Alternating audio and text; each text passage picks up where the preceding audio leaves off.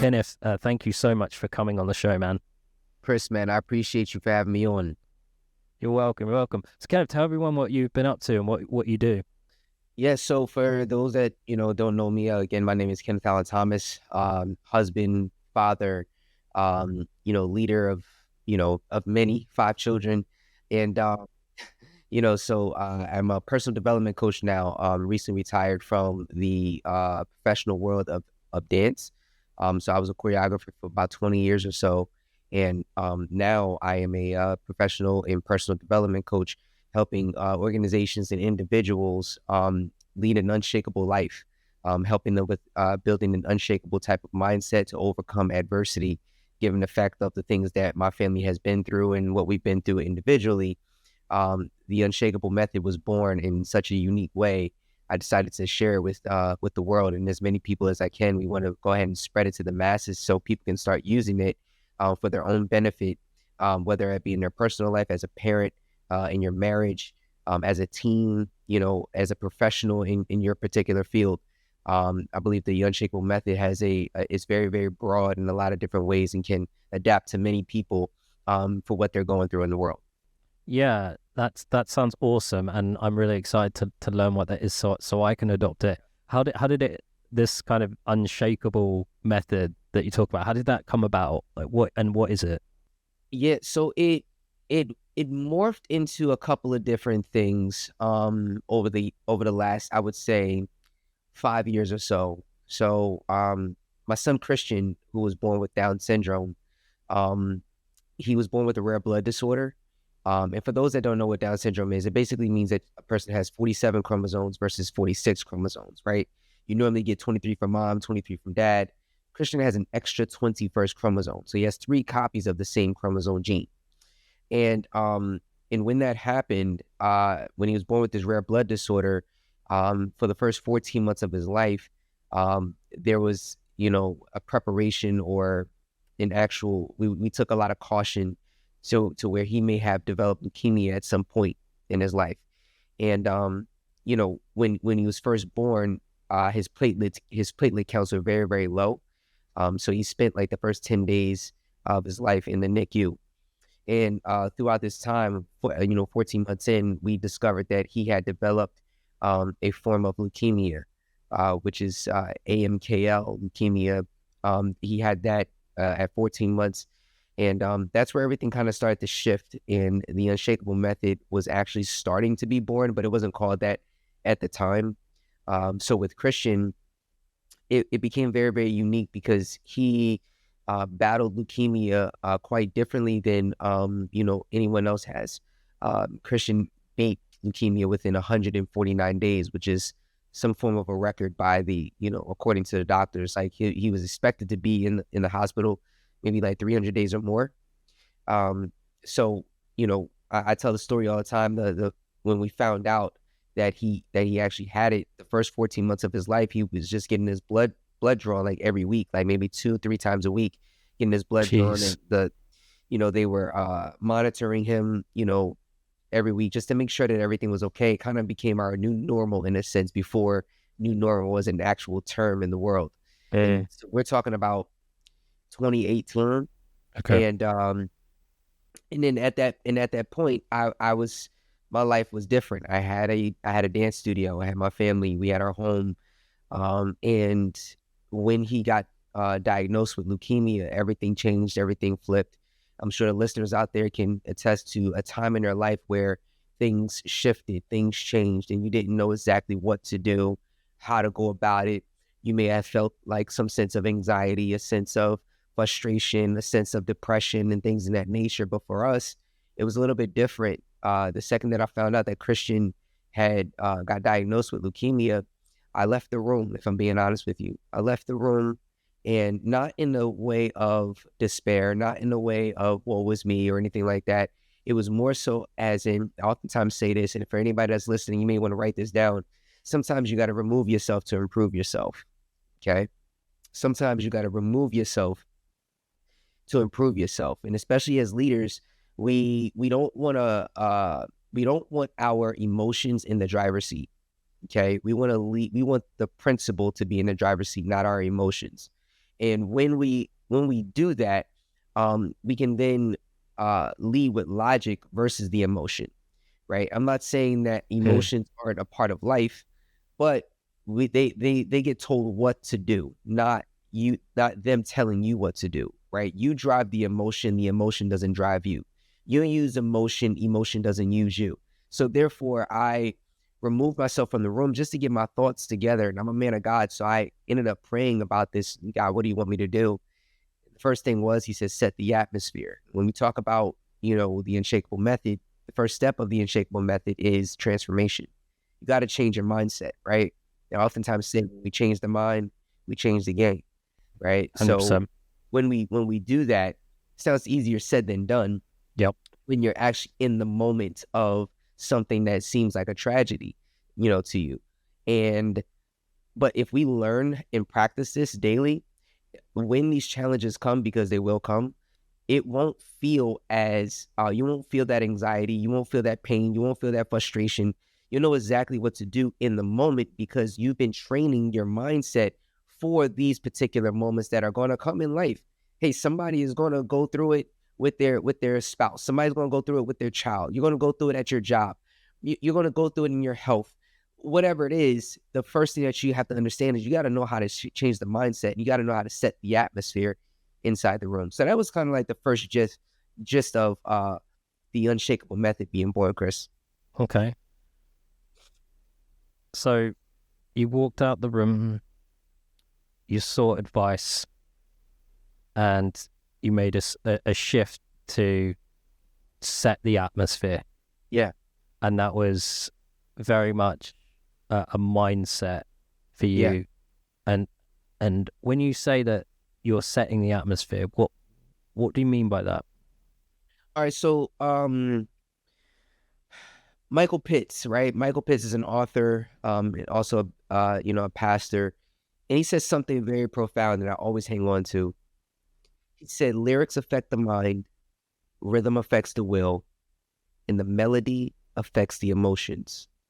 Show me what a person is listening to, and I'll show you their lifestyle. That's right? Pretty cool. Yeah. So deep. Why is that? Because what we listen to sets the atmosphere in our life. What we consume sets the atmosphere in our life. How many times have you ever walked into the supermarket or a store and heard, loud, chaotic music, right? It doesn't really happen at all, right? Unless you're going into an atmosphere that's like that, right? So true. Here in America, we've got a store called Hot Topic, right? If you go into Hot Topic, sorry, cool. So if you go into Hot Topic, more than likely you're going to hear rock music, heavy metal. You're going to hear that. Why? Because the atmosphere that's set inside that particular, store. However, if you go into H&M, if you go into a supermarket, you're probably going to hear oldies, some jazz. You may hear some top 40. You may hear some pop music. You're going to hear music that kind of sets the tone and sets the atmosphere so you can shop in peace, right? Yep.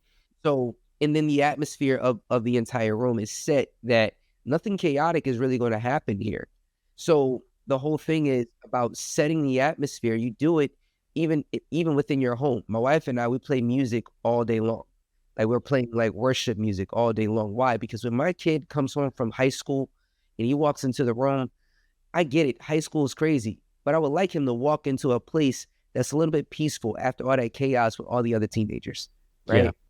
I would like, while I work from home most of the time, so I would like to be in a space where the atmosphere is set and it's not so chaotic and my mind is free. So, and then on top of that, watching what we consume is major. If we're consuming things that, let's say, for example, hey, if you're watching television and you're watching,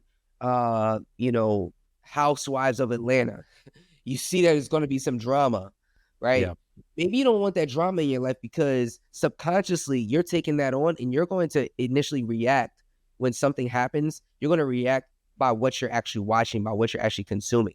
So when I say set the tone and set the atmosphere, you're setting it up because you want to consume, positive things, not the negative things. So what was the atmosphere you were trying to set in that situation? Because obviously, like, that's an absolute, like, boulder. I wanted to set a positive one, right? I wanted to set a positive for my son. For example, the doctors walk into the room and automatically I would say, listen, hey, I don't care if you're a nurse, a doctor, a tech. I don't care who you are. I don't care if you're a tarantula. You come into this room, you got to have a positive mindset and a positive attitude. Because if you're caring for my son, I don't need the negative energy at all. Whatever it is that you're going through on the outside, it's got to go before you step into these walls. That's just the bottom line. If not, then you can't be part of this team. I'm sorry. I know that you're going to do your job, but however, I don't need your emotions or whatever to offset in being, something that could be detrimental to my son. So making sure that the team understood where we're going and what the objective is from a parent standpoint was super important. So you looked at this as the medical staff were a team that was going to be involved in the most important game of your life, your son's life, your family's life. Absolutely. And what was kind of what would you say the impact of that was? I feel the impact was very significant. The reason why I say that is because we kind of set the tone ourselves. Yeah. So about 7 days in, we ended up doing something kind of special. Now, mind you, I at this time I'm a dancer, I'm a choreographer, and so when you have a special needs child, oftentimes the state may provide you with special services, PT, OT, things in that nature that will assist your son or your daughter. For Down syndrome, a lot of children are born with a low muscle tone. So for Christian, they had the PT, they had the OT, they had the musical therapy. When it came to the musical therapy, Chris, I kind of like dismissed the musical therapists because, like I said, nothing negative can come in. Not saying that they were negative, but the ukuleles was killing me. All right. So I couldn't do the ukulele. So I told my wife, listen, throw on some James Brown and let's get funky and everything with my son. And I started dancing with him. And when I started dancing with him, my son sat up for the first time by himself. Oh, wow. 13 months into his life, going through chemo, my son sits up by himself. Oh my God, that's crazy. And starts bouncing with his dad. And he starts jamming with me and grooving with me. And we're like, wow, this is amazing. Like, I didn't know that music can do that. Well, the atmosphere can actually do that, and it did. And meanwhile, doctors are saying, hey, he's going to be tired. He's not going to want to eat. He's going to be weak. My son never missed a meal, took all his naps on time, right? And he started fighting this cancer like a champ. Yeah. And it was amazing. So we started dancing every day. And when we started dancing, we would post our videos to the our family and friends, not thinking that anything was going to go viral, but just letting everybody know, hey, we're good. Like, we're okay. Keep praying, keep believing. We'll be out here in no time. And the video it started spreading like wildfire. And yeah, like next thing you know, I got coined the name the Dancing Dad on the internet and literally on every news station that you could think of in the world. And that kind of sparked our journey on another level of helping people. I think I'm really happy that you got the title the Dancing Dad. Yes. Because many of us who get called that aren't very good at dancing. So thank you for representing it and doing it in a way that actually requires, talent and rhythm. Truly welcome. Yes, sir. Yes, sir. I see a lot of dancing dads out there, I don't know, maybe we should get a lesson together or something like that. We need to have a meeting. We need to talk about what's up. A dad meeting or something like that. Father's guy, hit me up and we can get together. It's interesting you say this because I think that music has such a therapeutic impact on us all. For sure. And I recently got back from Ukraine. So I spent a couple of weeks out there working with displaced families and we were cooking pizzas and we were playing music really loud, like for a massive speaker. It was just amazing to see like the kids dancing while, there are war sirens in the skies. But they were dancing and singing to the music that was being played out of these speakers. Yeah. So you're absolutely right. The what music can do for the atmosphere and for people's mood is absolutely extraordinary. Absolutely. And so Absolutely. I so I got my degree in music as well. Oh, It's that's what awesome. I studied. Yeah. So guitar there is not just for show.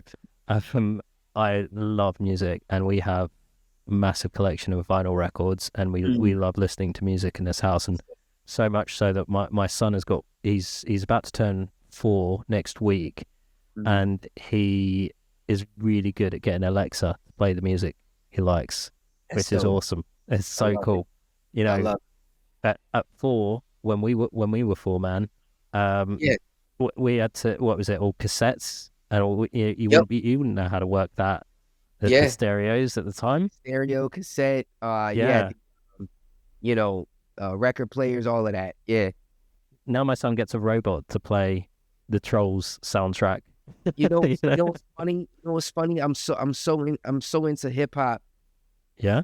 Remember, yeah, I remember my mom got so mad at me one time because I think I watched B Street.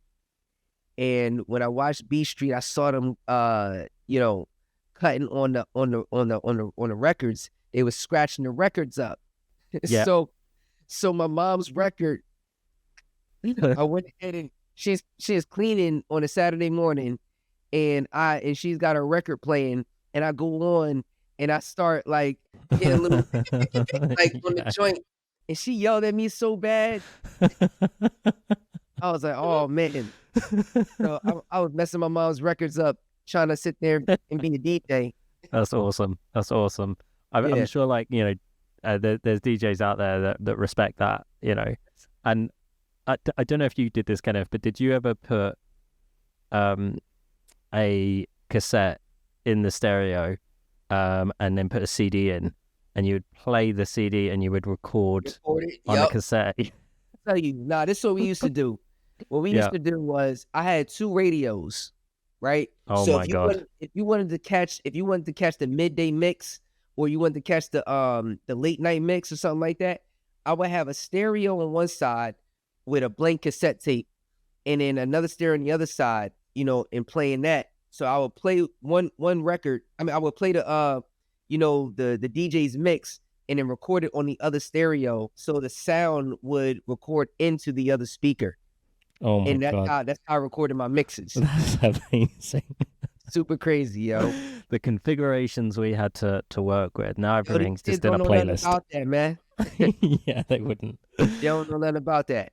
I Yo. think I love the there's a story of how music and dance was so influential on your future, really, because it was that got your kids Yeah.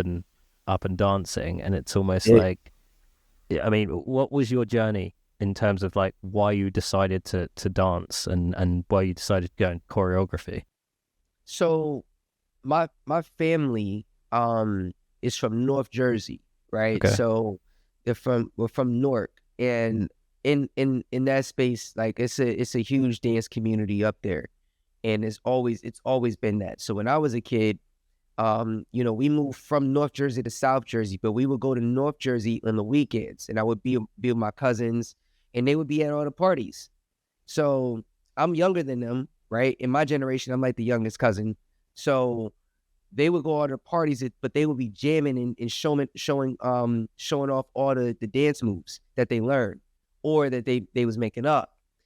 So all the hot dances and everything that they would do them at my grandma's house. I would take those dances, go back home to South Jersey, practice in my room, and then at the parties in South Jersey, I would do those dances from up north, because back then there was no YouTube, there was no social media. Oh, So you would think that what I was doing was brand new, or I made it completely up. fresh. It Yeah. was completely fresh to South Jersey. So I would take from what I saw and bring it back down south.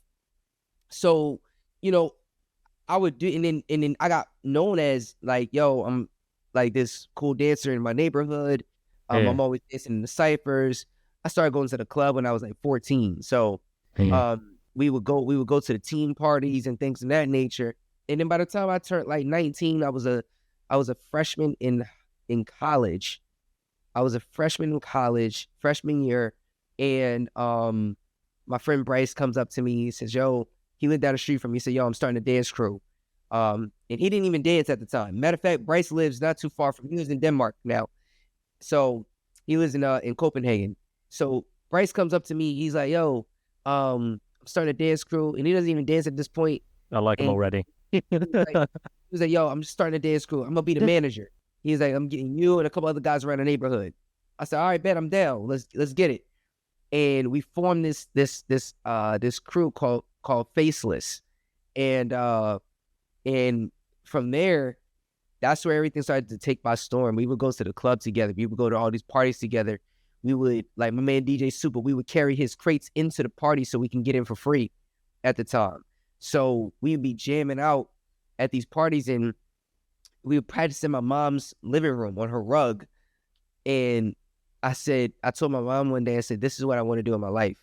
I love this so much. Like, even losing in battles, like, just took me to another level, because I'm like, the competitiveness, the freeing of the body and things of that nature that you could just do." And I wanted to learn, even though I really wasn't that good yet.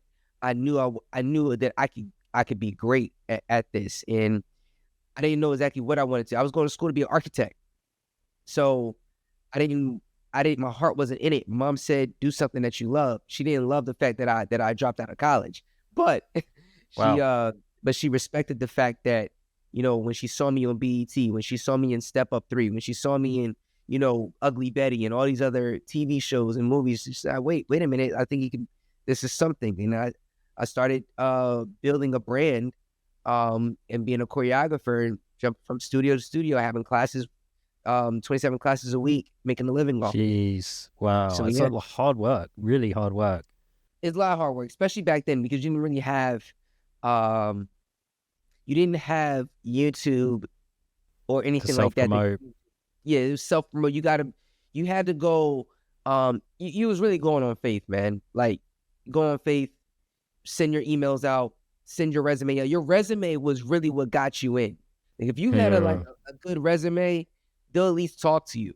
Yeah. And then you just show up. You show up, they give you a private, they'll give you a test class. And if you kill it, you kill it. What was it like doing those test classes? I was always good with kids. So my first class, my first experience was, I used to work at the YMCA, and I was a morning and after school counselor. So Amazing. I had a communication with kids, which is part of the Unshakable Method as well too. That's another element in there where we talk about communication. And if you're able to communicate with children, you could probably be able to communicate with anybody. So getting kids to focus for 30 to 45 minutes and do a step, that's a huge accomplishment, especially when 100%. they're, you got 5-year-olds, 6-year-olds ready to just go ahead and jump off the wall. Oh, yeah. So yeah, so like going into these test courses, these test classes, it was kind of a piece of cake, because I was already kind of good at communicating. It sounds like you've always had kind of a positive and optimistic approach to things. And, Yeah. Going back to what you were saying about when you kind of walked out the room after getting the news about your kid and your son, I think most people would cry, scream, Yeah. and feel incredible amounts of pain inside, and maybe even run away. It's a terrifying ordeal.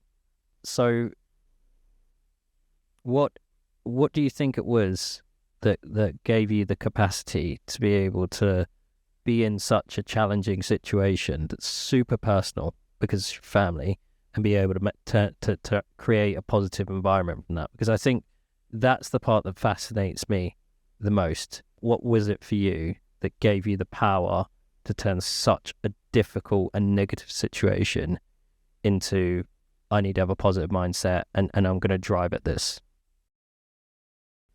Full transparency, it was the Most High, bro. It was the Most High. I can't even, there's no way around it. I'm a man of faith. I believe in Jesus. I believe, he died for my sins. If we go back 10 years, I grew up in church, and then I strayed away. And I strayed away through my late teens and all of my 20s. So we're probably talking about a solid 15 years or so. By the time I turned 30 is when, God came to get me. And if I'm being honest, I thought I had it all figured out. I thought everything was, I got it like that. Pride, ego, all that stuff started to go out the window. So we're talking like maybe 2014.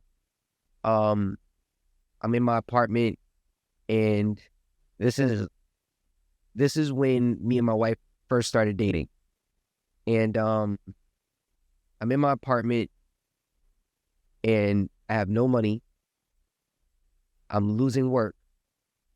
I go from 27 classes a week to about 5. And I can't pay my car note. I can't pay my light bill. I could barely pay my cell bill. Literally nothing.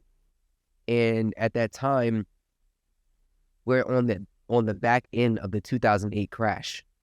So dance studios are losing kids. They're losing, parents are losing jobs. Like, it was a bad time.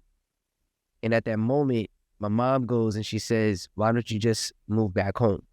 So pride started talking, ego started talking. I could do it all on my own. And I could. So I made a decision. It took me about 2 weeks to make the decision. And I finally said, you know what? I'm going to pack it up. I'm going to turn the keys in, and I'm going to go back home. I was behind on rent. I couldn't do it no more. So I go back home. About a week later, I get a phone call from my friend who used to live under me in the same condo area that we were at.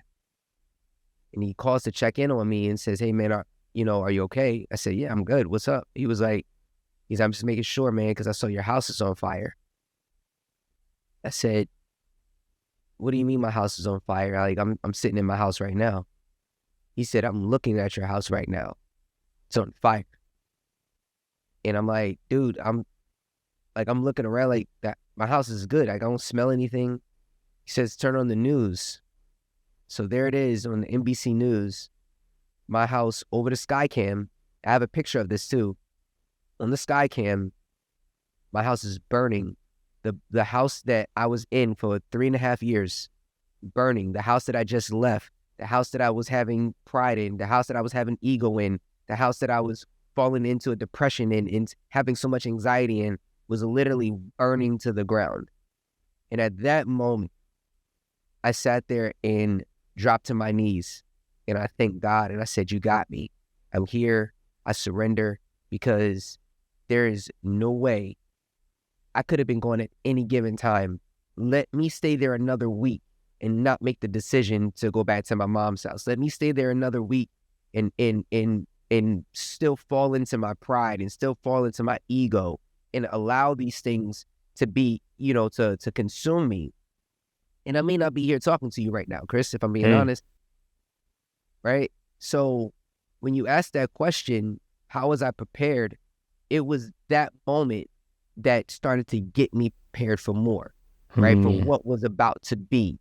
And I didn't know, you couldn't tell me that, 5 years later that my son was going to be, that I was going to have a son with Down syndrome. I was going to be a special needs father. I was going to be a father that was, helping my son or whatever defeat cancer and all these different things, that I was going to be this guy that I didn't even see none of that coming. I didn't see any of that. So I started to develop my own relationship with Christ. And I think that I dismissed the religious aspect of things, the traditions and things in that nature from what the world kind of portrays it to be. And yes, I go to church. Yes, I have a pastor. But at the same time, it's not necessarily a denomination that I represent. It's the God in me. It's who I am on the inside, right? And I'll give you a verse where, in Matthew 6:33 says, seek ye first the kingdom of heaven and all his righteousness. All these things will be added unto you. what things are we talking about, right? You can't get on a plane and go get the kingdom of heaven. You can't get on a train and go see the kingdom of heaven. Jesus says the kingdom of heaven is in you. The kingdom of heaven is upon you, right? So it's something that's already on the inside that you've been living with the minute that you accept him. And I sat here and was like, wow, all the things that I want are being added, strength being added, right? Faith being added, right? The physical ability to do other things being added, right? Wisdom being added, knowledge being added, so that we can go out there and do the things that we're called to do. Remember, like, I'm not sure this is for, but the harvest is ripe for the picking. Well, what does that mean? The harvest is ripe and the laborers are few, right? That basically means that there's blessings that are out there that are waiting for you to go out there and grab them. However, there are very little people that are willing to do the work to go out there and get it. Yeah, that's so true. I was filled and ready for the challenge, and any challenge that comes my way when, when these challenges, arise, because of, the Spirit of God that's just in me, man. Like, I can't like, there's no other way around that. I know some people out there, whatever, may be funny about God and everything, and no disrespect to anybody's like belief or anything like that. I'm just giving you my authentic self and giving you what it is that helped me, right? And yeah, that's really what it is, man. So you went through this experience of seeing, that your house burned to the ground, you know, when you could have been there, and you survived this. This was the shift for you, essentially, into really finding faith, and that was a massive motivator for your positive approach, for your optimism, and leading to the Unshakable Method, and ultimately to creating a positive environment for your family during this, traumatic ordeal. So tell me, what do you think the best advice you can give to young people who haven't had that experience yet, that's been able to inspire them to be optimistic?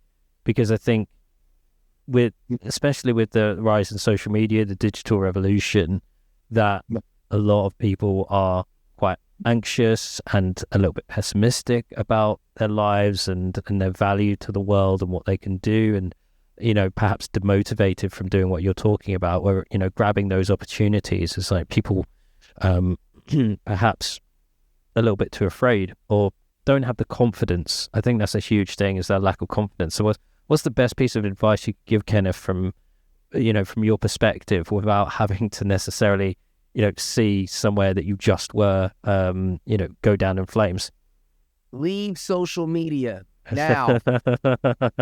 Dude. Yeah, that's a great piece of advice. It's really hard to do that, though, isn't it? Yeah, it's super hard. It's not the most easiest thing to do. But what I would say is, your environment is everything. You should evaluate your circle like your life depends on it, because it does. Right?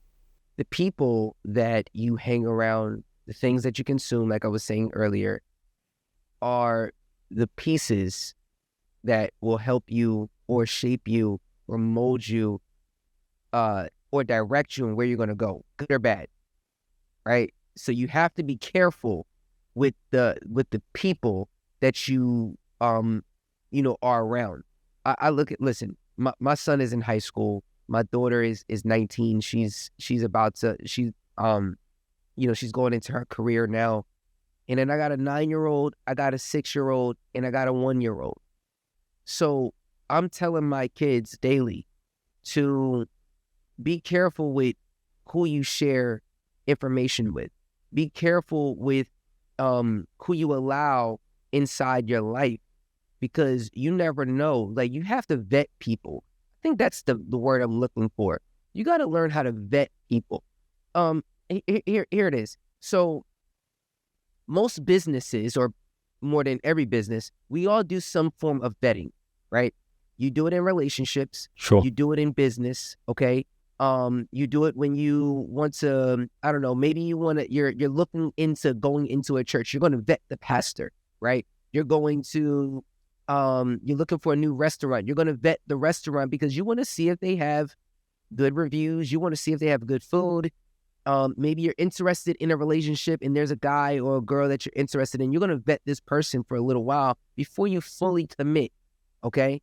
So oftentimes some of us face rejection so much that we just allow anybody to come in that gives us a piece of candy, right? We allow anybody that comes in that gives us, the first word of advice or whatever that sounds amazing. Oh yeah, you're my best friend. It's a lot of teenagers that are like that these days, right?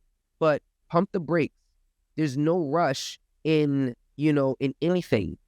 Okay, we're in this fast-paced mode. Think about it. TikTok, tick, tick, tick, tick, tick. Instagram, instant, right? Snapchat, snap. Everything is so quick. So our mind is conditioned in such a way that everything has to happen right now, right? No, yesterday is gone. Tomorrow will worry about itself. Today is all you have. Within today, what can you do? Within today, how can you grow? Within today, how do you develop? You don't have to have, it all, because we have a you only live once type of mentality, right? And I don't believe that, you only live once, right? I believe that you die once, but you live every day, right? So that's the counter to that. Interesting. Think about it, right? You if you live once, then I'll give it to you like this. If you live once, then you tell me, and I'm not a math magician here, but the average person breathes at least 23,000 times just in one day. Okay? Now, for listeners out there, pay attention. The average person breathes at least 23,000 times just in one day. So if you take the number 23,000 and you multiply it by how many days that you've been living, well, that's how many blessings that you've been receiving in just one area of your life. We're not talking about you blinking, walking, talking, chewing, right? We're not talking about any of that. We're not talking about the other functions in your body. We're just talking about you breathing. So my point is that we have to change our way of thinking. And once we change our way of thinking, I believe that we will then develop a society that God truly intended for us to live in this era. I don't believe that I don't believe that we have a generation that can't get there. I believe in this generation. However, there are some things that need to be pulled down. Otherwise, we will be coined as a lost generation, right? It's not too late to change it, but the first word in that we have to really commit to is willing. We got to be willing to change. And if we're not willing to change and willing to grow and willing to develop, well then, we're going to continue down the same path of people that never really reach their fullest potential. So that's my advice. My advice is to, number one, reduce your time in certain areas that take away from time, that helps you produce and be productive in the areas that you're supposed to. And then second, remove the people that are out of your life that don't need to be in your life, right? And you know who those people are. Don't feel bad or if you're removing someone out of your life that doesn't belong there. They don't belong there for a reason, so therefore remove them. If they're causing you pain and turmoil, why would you keep them there? If a person is showing you their cards, believe them. Believe who they are. And hey, you could love them from afar, right? You could love them from afar. So those would be the first couple of things that I would say. There's so much more, but yeah, of course. They're two really good places to start. And I can't remember who it was who said it, but they said your net worth is your network is your exactly. Is your network, yeah.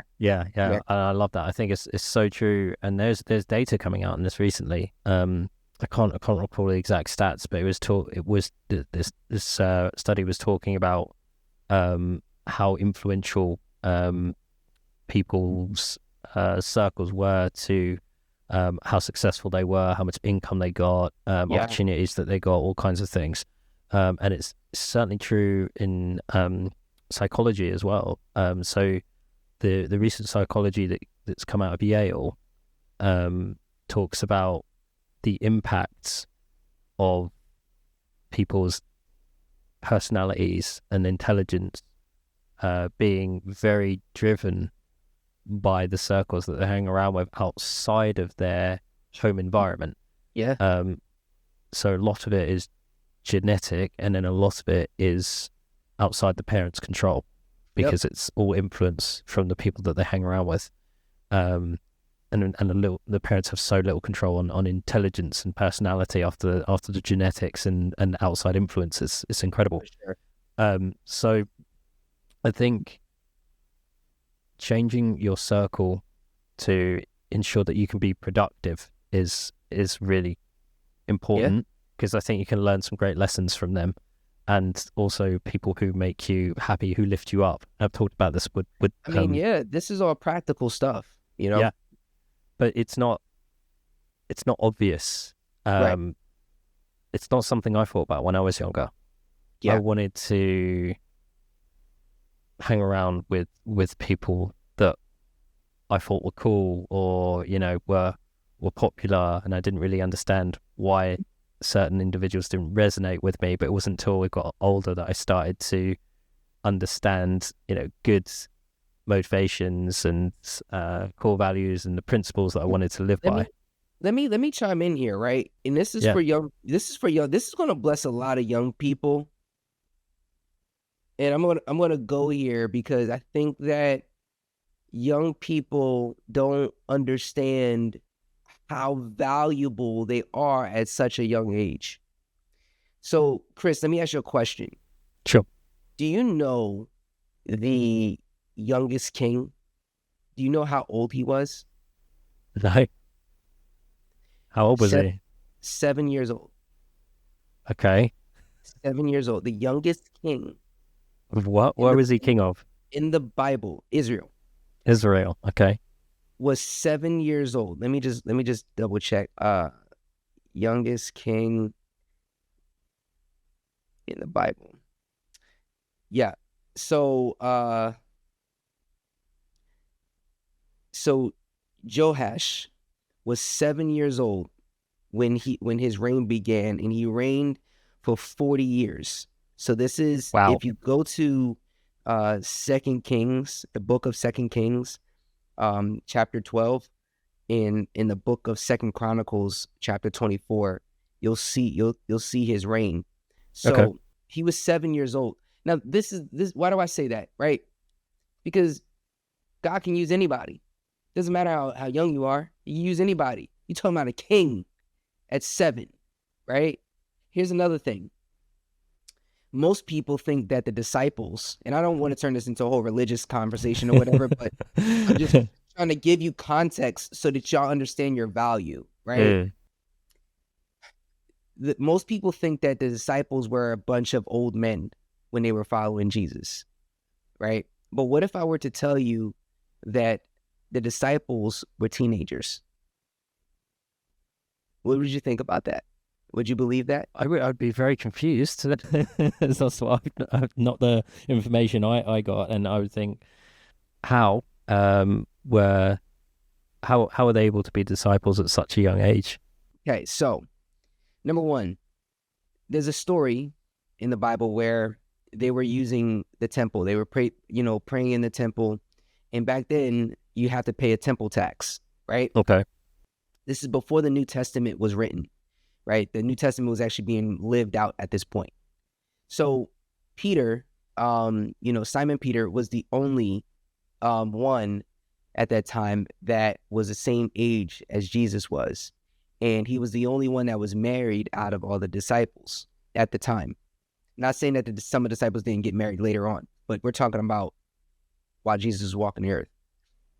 So the Pharisees go up to Peter and say, "Don't you and Jesus pay the temple tax? Or don't you guys pay the temple tax?" He says, we pay the temple tax," knowing that Jesus didn't have to pay the temple tax. If he's the Son of God, why would he have to pay the temple tax? Anyway, so he goes to Jesus and he says, the Pharisees, I'm paraphrasing, by the way, everybody, goes to Jesus and he says, the Pharisees asked if we, pay the temple tax. Well, Peter, I don't know, why would you tell them that? So here's what you're going to do. You're going to go fishing, right? Because Peter was a fisherman. He said, you're going to go fishing, go to the lake. You're going to grab a fish. When you grab the fish, open up its mouth, and there's going to be a pearl. Bring it back and pay the temple tax. Pay attention. Pay the temple tax for you and for me. Now, again, I'm not a mathematician, but it's about 12 of them cats in there, right? Yeah. So why only just for Jesus and Peter? Because Jewish law back then meant that if you were under the age of 20, you don't pay the temple tax. Okay. If you're under the age of 20, you don't pay the temple tax. Anybody 20 and above pays the temple tax. Another indication would be, well, the sons of Zebedee. Sons of Zebedee. Well, who's Zebedee? Zebedee is their father, but why would Zebedee, come along with them? There were mothers that came along and says, let my boys follow you. Well, why would a grown man need his mother to tell Jesus, let my sons go and follow you, right? So this is a youth group we're talking about, which explains so many reasons why the disciples were so confused in certain passages on why they questioned, Jesus, or why they were lost in a lot of ways, right? Because they were adolescents. They were very, very young.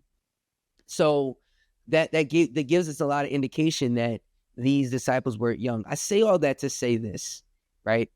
If the disciples were teenagers and they had the opportunity to, follow a man that pretty much changed the world, not pretty much, did change the world, right? Think about what he can do with you. Think about how he can use you in such a way. You guys are so powerful in everything that you do. The minute that you go on a Snapchat, the minute that you go on an Instagram, the minute that you post something, like, it's on. The society listens to the young people, right? But if you just, turn your eye to what's more significant in life and just open your ears just a little bit and do this, what we call active listening. Listen, I'm telling you, like, you're in it, you'll be in it on such a higher level that the world won't know what hit them. 100%. That's one of the reasons I really love podcasts, is yes, because you can just sit, listen, and learn. Yeah. And you have absolutely. to be good at active listening to actually take from it. So it's really good to sit and listen to podcasts. That's not me trying to promote podcasts in any way, shape, or form for myself. Promote that thing, boy. Promote that thing. But it definitely improved my listening skills when I started listening to other people's podcasts. And I think what you were talking about earlier with the decision making and kind of the speediness of the world these days, and you were talking about that you only live once. I remember when YOLO was a thing and how terrible that was, because it just essentially encouraged impulsive decision making. Yeah. Without a second's thought. It's like, you only live once, so I'm going to do this ridiculously crazy thing that I'm not going to think about. And the irony would be, well, you're not going to live for very long if you keep making decisions like that. Yeah. And it was so definitely a term that didn't resonate with me when I first heard it. I thought, this is silly, but it caught on really well. And I think, that, like you say, these things, people do listen to the youth, and it does reflect what's going on in society. And so I think the kids who are going to do really well, that are going to absolutely be the most successful entrepreneurs, or whatever they do, what they're passionate about, will be the ones who can take their time a bit more. Absolutely. And it's so it is getting easier to get quick answers for things, but it is also teaching us bad practice in the sense of it's taking away a lot of patience. It's promoting quick fixes, and there's no real thing as such as quick fixes with big problems. And when big problems come your way, you better be prepared Gotta be ready. to be ready to sustain through that and to keep going, to be able to keep pushing through. Yeah. Because there isn't a quick 5-minute YouTube video you can watch that's going to be able to help you through that. You've got to really dig deep into yourself, and you've got to learn from that. You've got to grow, right? Yeah. So I think I totally agree with you that we need to hopefully help move away from this instantaneous results and quick wins in every aspect of life, because it's just it's not like that. When you grow up and you start working, you don't instantly get promoted, you don't instantly get a pay rise, you don't instantly get success. Or I mean, some people have, but I mean, it's very rare that can happen. And so you have to just you have to be able to appreciate patience and learn patience. And that it's like you said, it's one of those things where it is easier said than done. Absolutely. I think that, everything starts at home, right? Here in America, I say it often, change doesn't start in the White House, change starts in your house. I like that. So I tell my children, the change starts within you. You have to be, as cliche as it sounds, you have to be the change that you want to see in the world. Yeah, that's Gandhi. You have to. And when you do that, right? Like, watch how people start to shift that when they're around you. People will start to talk differently around you because of the change that they see in you. They'll start to act differently. Their behaviors on what they would do normally, they won't do that around you because of the precedent that you actually set, the standard that you set. When you walk into the room, I think a lot of people need to do this, both youth and adults. Start asking yourself the question, what shows up when I do? What qualities do I bring into the room? Right? Absolutely. So I think that when we do that, well, what does show up when I do? Ask yourself that question. What qualities do I bring into the room? You want to find out who you are, ask yourself that question. You want to That's a really good question. Ask yourself that question. For sure. I like that question a lot, actually. That's really, really cool. I want to also make sure that I fully understand the Unshakable methods. So could you dive into what the steps are for the Unshakable method, so that anyone who's listening can implement this? So the Unshakable method is a philosophy, and what we're doing is we're empowering the masses to live an unshakable lifestyle. Right? There's 5 areas of elevation. Number 1 being the transformation, right? We talked about the mindset earlier, okay? The second one being resilience, knowing that the challenges that come with it, you're going to have a little bit of resiliency. You can't sit there and, jump off a cliff or anything like that. You're going to have to, be resilient and restrain a little bit and take that thing on no matter what, okay? The third one is we talk about communication, right? Learning how to communicate with others is going to get you to that next level. Like, whatever position that you are in as a leader, whether it be personally and professionally, especially when it comes to like marriages, I believe that, I'm not sure what it is over there across the pond, but I know here in America, the stats are marriages are 30 to 50% of marriages end up in divorce. Yeah, why? It's a lot. Most people think it's because of finances. No, it's not. It's because of communication, not talking about the finances, right? Yes. Not talking about, this thing or that thing. So communication is key, right? Number 4 would be relationships, right? Building solid relationships is going to get you to that next level. My man Bradley says, the more hands you shake, the more money you make, right? So I thought that was kind of cool. That's quite cool. That he says that. But in reality or whatever, it probably is true. Shaking more hands will help you make more sales. Shaking more hands will help you, develop a new level of thinking and things in that nature, right? But building on relationships, because those relationships are going to help you drive home your purpose and really focus in on the destiny that you're meant to achieve at the end of your life, right? And then finally, it's unshakable faith, right? Not just from a religious standpoint or anything like that, but faith, not just with, faith within yourself, faith within God, faith within other people, You got to have some faith within the people that you work with. And for those that don't believe or anything like that, let me just tell you something. Everybody has faith. Everybody has faith. I don't care if you are an atheist. I don't care if you everybody's got faith, right? Because everybody believes that when you wake up in the morning, right, that, hey, I'm getting to my destination. That takes faith. You get in your car, you going to work. That takes faith. You got faith that that's going to happen. You got faith that your check is going to come.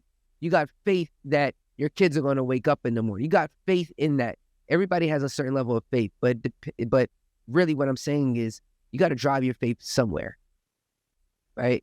So learning to have, faith and confidence within yourself that you can achieve the things that, God has called you to achieve. You can overcome. And when the challenges arise, when the challenges come, you're going to be ready for it because of the faith that you built, right? And nothing can be broken in that. Amazing. Thanks so much for sharing that. I'm definitely going to take a look at that model and try it out for myself to see how I get on with it. Yeah. I love things like this that kind of give you clear steps to try out a new approach and develop yourself. And I think there's many listeners that will tune into this and be grateful for having those steps. And I think that's a huge part of it for me, is just having the right access to education, which is what this podcast is all about, like being able to provide some kind of a platform for people to learn from, and learning things like this is what can really help reshape your mindset and put you on a pathway to success. And that's why a lot of people tune in. Yeah, I'm actually going to be putting together a full course on the Unshakable Method this spring. Cool. So, okay. And don't worry, everybody, it's not going to be $9.97 like that. It is really going to be fairly simple. I'll probably release it for $100 or something like that, and something that's that's affordable. That's affordable. Can take that can take on and actually do and go over it at your own pace. I'm going to break it down step by step, and then on top of that, the great part about it is once you're in, you have the opportunity to subscribe for a low cost as well too, and then you'll also get access to me where we go over the Unshakable Method, month to month and month to month trainings. So that's going to be pretty cool. It's coming out this spring, so I'm excited for that. Awesome. So, and you're coaching as well. So you open to people approaching you for coaching opportunities? Absolutely. That's cool. Yeah, we can do the one-on-ones. We can get together and make it happen. And I also do groups as well too. I prefer groups. Yeah. One-on-ones are very time consuming. Yes. But yeah, if we can get together a whole group, let's get it. Awesome. And what's the best way for people to reach you who might want to work with you? Yeah, so they can either email me at Kenny@KennithAllenThomas.com. That's KENNITH. Allen, ALLENTHOMAS.com. Or they can hit me up on Instagram at KennyClutch _ KENNYCLUTCH _. Okay, awesome. If I Google the dancing dad, are you going to come up? I believe so. Okay, that might be another way. Yeah. I'm going to test that out later. Yeah. If you Google the dancing dad, Kennith Allen Thomas, that more than likely everything will pop up there. Okay, awesome. I've got one more question for you, Kenneth, if you'll give us the time. Yep. Who have you helped and who helped you? Who have I helped and who has helped me? Are we talking like anybody? Like, who did you really help and who really helped you? I believe I really helped an enormous amount of people. I would say there's been many people on Instagram. There's been that I've been able to help. But if I had to pinpoint one person, I'd probably say my little sister. And she's amazing at what she does. She's a general manager at AMC Lowe's, and I helped her, and she's also helped me as well. So I think we've helped each other. But if I had to say if anybody helped me outside of God, of course, it would be my wife Josie. So she's been the great woman behind the great man, I believe. She's been the one that has been holding down the fort in a multitude of ways. We've been together for 10 years now, and without her, I don't believe a lot of this is possible. Without her obedience, without her, her dedication in being who she is to me and our family, none of this is really possible. So, yeah. What do you think is about your wife that inspires you so much that you feel that she's the one who's truly helped you? Her fearlessness. Like, this woman Okay. is literally fearless when it comes to family, when it comes to me, when it comes to doing what's right. She's fearless. Like, you guys may see her online, and she's so sweet, but she can be a mama bear. What makes you And say that? because my wife is she's an aggressor. She's an Yeah, aggressor, and I love it. I love the fact that, we kind of we counter each other a lot, the right? yin and yang. Yeah, I'm more of a gentle, but I'm gentle, but a lion when I have to be. Sure. He's more of a lion and then gentle when she has to be. Amazing. Right. So, but no, but for the most part, like, she's the sweetest thing. I just think that her compassion in for she has such a creative mind, and she's shown me so much, you know, about life in general. So, yeah, Amazing. yeah, Sorry, I have actually got one more question. It's just sprung to mind. I feel like I really want to yeah, know the answer to this. So, go for it. um, what have you learned from your son who's gone through what he's gone through and survived? Resilience, Step real 2. resilience. Step 2, real resilience. You don't know what it's like to sit there and see your son with a bunch of tubes in his face, in his chest, and having adult medicine flow through his veins, pumping into his heart, and his entire immune system being wiped out, and being in a bubble for days and days until the immune system builds back up. That's resilience. Like, that's something that a lot of people can't hang on to. Anybody who has gone through cancer, anybody who is going through cancer, you guys know what I'm talking about. And he's opened my eyes to how fortunate we really are, right? And I've learned so much from him because he doesn't let anything stop. He's not the most verbal kid. He can speak, but his verbal skills aren't there just yet, but they're getting there. But it doesn't mean that he doesn't understand. It doesn't mean he doesn't know what I'm talking about. He knows exactly what I'm saying, what I'm asking him for, and he does it. So, he just amazes me every single day, his willingness to learn and get better, get stronger. So, yeah.